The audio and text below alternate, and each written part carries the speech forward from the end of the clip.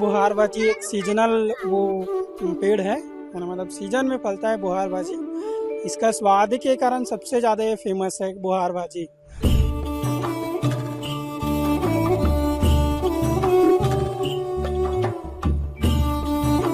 एकर जो फूल होते हैं और पत्ता होते जो नए नए पत्ता रहते ओला बनाते, जब वो फूल है जो हरा हरा रहते फूल एकदम रहते तो मजा नहीं आते। तो आप रोज मिल भी जाते अभी तो कम हो गए भैया। अच्छा। हाँ, 15 दिन पहले ना यहाँ लाइन लगती इससे भाजी के।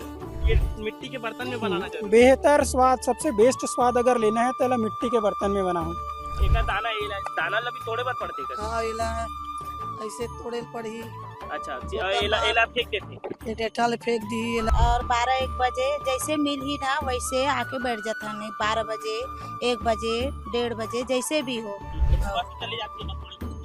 सवेरे 4 बजे से जाते हैं, दोपहर में 12 बजे आते हैं, थोड़ा नहाते खाते हैं, उसके बाद बाजार बैठते हैं। ये जो लेसुआ है इसका अचार जो है वाकई में बहुत ही ज़्यादा स्वादिष्ट रहता है। और अगर आप लोग इसके खाने के शौकीन है तो बाजार में आपको इसके रेडीमेड अचार तो मिल ही जाता होगा।